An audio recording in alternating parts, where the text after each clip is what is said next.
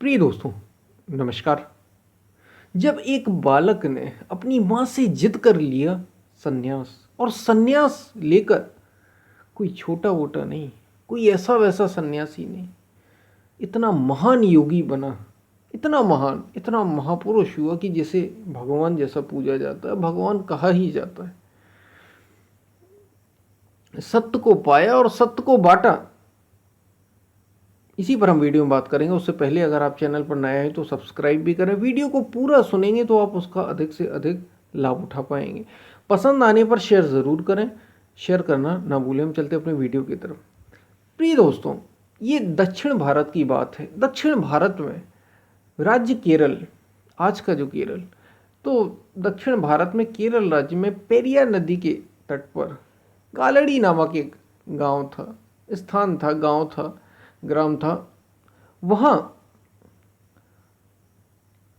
एक माता पिता लंबे समय से तपस्या कर रहे थे, खासतौर से उनके पिताजी लंबे समय से एक दाम्पत्य जीवन वाले पति पत्नी, माता पिता तो बाद में हुए, पहले पति पत्नी लंबे समय से भगवान शिव से प्रार्थना कर रहे थे कि उनके कोई चूंकि संतान नहीं थी, तो संतान के लिए खूब प्रार्थना कर रहे थे, खूब प्रयास कर रहे थे और खूब तप कर रहे थे, पिता भी और माता भी, यानी पति भी और पत्नी भी।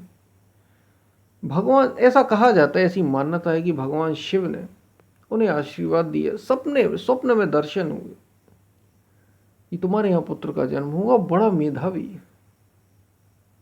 मान्यता ऐसी भी है कि उन्होंने कहा कि स्वयं में एक अंश के रूप में आ रहा हूं, और फिर पुत्र के रूप में एक पुत्र उनको प्राप्त हुआ, पुत्र रत्न प्राप्त हुआ। और वो पुत्र जन्म से ही, जैसे ही 1 वर्ष पूरा हुआ, तो उसने उसका अध्ययन की ओर बड़ा ध्यान था। 2 वर्ष होते होते पढ़ना लिखना सब कुछ सीख गया। 3 वर्ष का जैसे जैसे हुआ तो शास्त्र पढ़ने लग गया। 3 वर्ष का हुआ ही था कि जो पिता थे, पिता का नाम शिवगुरु था, शिवगुरु जो उनके पिता थे वो अपना शरीर छोड़ देते, उनका शरीर छूट जाता है, तो पिता का हाथ तो सिर से उठ गया।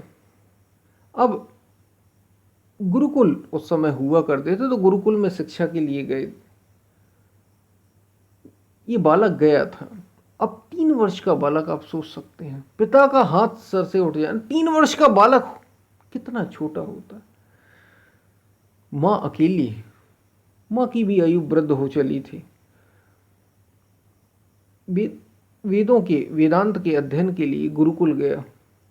लगभग 5 वर्ष होते होते ऋग्वेद, यजुर्वेद, सामवेद, अर्थवेद, चारों वेद, रामायण, गीता, महाभारत, सारी चीजें कंठस्थ कर ली। बड़ा मेधावी, सारी चीजें एकदम याद कर लेता, बड़ी मेधावी बुद्धि थी।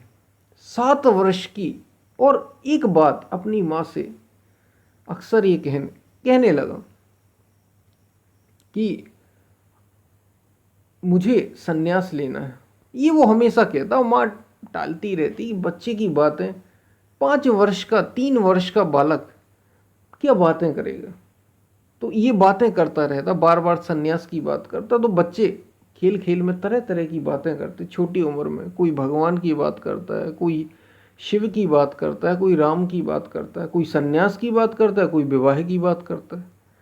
तरह तरह की बातें बच्चे करते ही, तो माँ को वैसे ही लगा, लेकिन वो लगातार जिद करता रहा। 7 वर्ष की आयु होते होते जिद एकदम उस बालक की थी, और ये कोई और बालक नहीं था, ये थे आदि शंकराचार्य, जगत गुरु आदि शंकराचार्य, जिनके बारे में आगे और क्या कहा जाए। तो माँ से बार बार ये कहते कि माँ मुझे सन्यास लेना है, माँ देने को, माँ तो हंसी खेल में टालती रहती कि बालक की बातें हैं। 7 वर्ष की कोई आयु बच्चे की, 7 वर्ष का बालक आपने देखा होगा, अभी देखा होगा।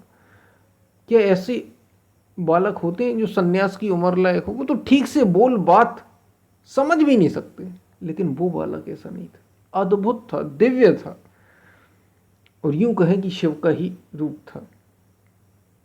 तो 7 वर्ष की आयु में एक घटना घट गई। सन्यास की तो उनकी लालसा थी ही, नदी के किनारे रोज नहाने जाया करते थे, माँ भी साथ थी।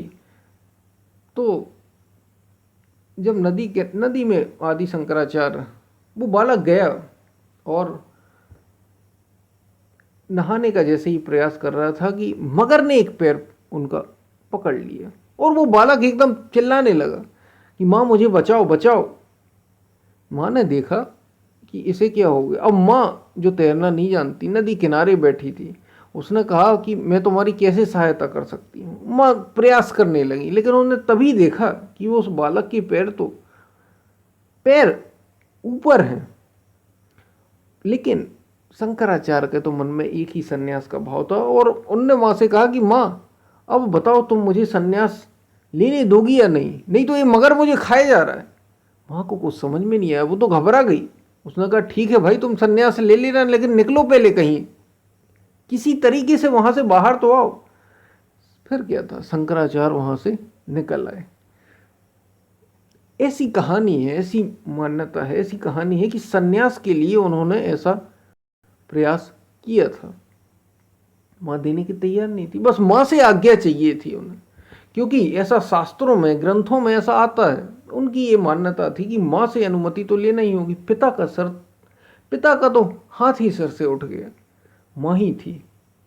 माँ ने जब वो बाहर आ गए, माँ तो एक तरीके से सुध बुध खो चुकी थी। उन्होंने माँ से कहा कि मैं सन्यास लेना चाहता हूँ और अब आपने मुझे अनुमति दे दी, मुझे जाना है, मेरा लक्ष्य कोई और है, कुछ और है। सोचिए 7 वर्ष की उम्र का भाई, 7 से 8 वर्ष रही हो और माँ से ऐसी विनती कर रहा है। और माँ के जिसके पति नहीं अब और कोई बालक नहीं, उनके लिए बड़ा स्वाभाविक सी बात है कि ये दुख की घड़ी ही थी। उन्होंने अपनी माँ से कहा कि मुझे सन्यास के लिए जाना है, आपने मुझे अनुमति दे दी। तो माँ ने कहा ठीक है तुम सन्यास ले लो, लेकिन मेरा अंतिम संस्कार तो तुम ही को करना होगा, क्योंकि और कोई है नहीं। तो आदि शंकराचार्य ऐसे सन्यासी थे कि जिन्होंने अपनी माँ का सन्यास लेने के बावजूद भी अपनी माँ का अंतिम संस्कार स्वयं किया था। और फिर जब जिद करने, मतलब ये होती है जिद, माँ को इस तरीके से उन्होंने किया और सन्यास धारण कर लिया। और फिर उसके बाद तो हम सभी जानते हैं कि कैसे आदि शंकराचार्य 7 वर्ष की आयु में निकल पड़े। एक छोटा सा बालक, आप सोच के देखिए, 7 या 8 वर्ष की आयु, और फिर उज्जैन जाकर गोविंदाचार्य उनके ऐसे मतलब उज्जैन ओंकारेश्वर में उन्होंने वहाँ गुफाएं हैं उनकी, वहाँ जाकर उन्होंने अपने गुरु से शिक्षा ली। और उसके बाद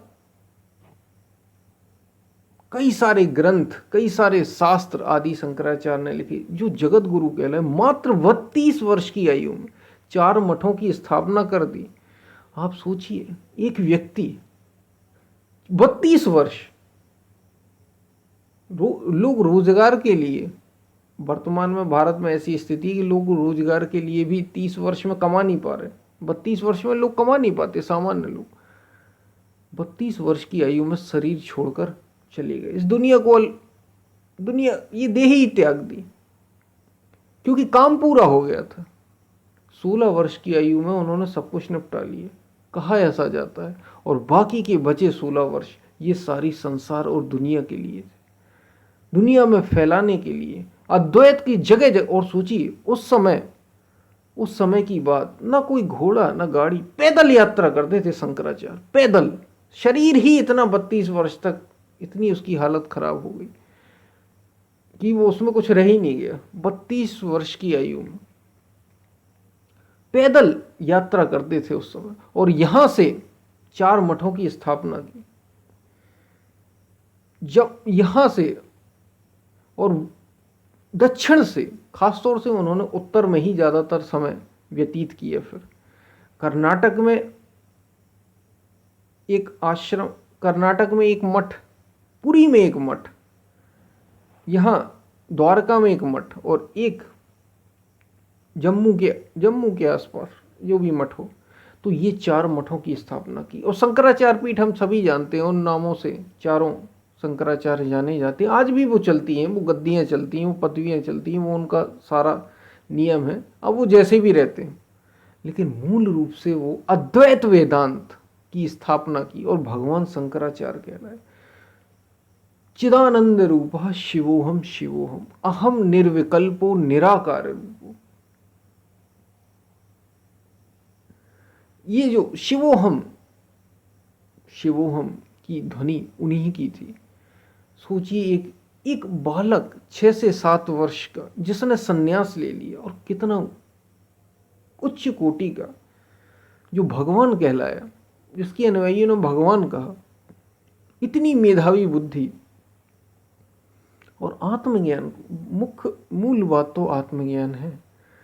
ये बाहर की बुद्धि नहीं है, ये विषय की बुद्धि नहीं है, ये तो भीतर की बुद्धि की बात है। ये सत्य से प्रकाशित बुद्धि है जो आदि शंकराचार्य के जीवन से जुड़ी है। तो कैसे एक बालक ने अपनी माँ से जिद कर इतनी ऊंचाई तक, वेदांत की ऊंचाई तक पहुंचा। और अद्वैत वेदांत उस समय तरह, ये 1200 वर्ष पहले की बात है करीब करीब। कई सारे जन्म के बारे में उनके कई सारे कथन हैं। 700 से 800 ईस्वी रही जब उनका जन्म हुआ, इसी बीच जन्म हुआ, क्योंकि कई सारे मत हैं उसमें। और उस समय कई सारी रूढ़ियाँ थी, कई सारी। फिर से जैन और बौद्ध धर्म जो ईसा पूर्व आया, उसके बाद कई सारे आत्मज्ञान, फिर वो कमी हो ही जाती है। तो ऐसा कोई दार्शनिक, ऐसा कोई योगी आया ही नहीं था। आए, कई सारे आए, लेकिन जो आदि शंकराचार्य आए, इनका नाम एकदम प्रसिद्ध। उसके बाद कबीर आए, तुलसी आए। तो इन्होंने इस तरीके से कितना ऊंचा जीवन जिया, सोचिए।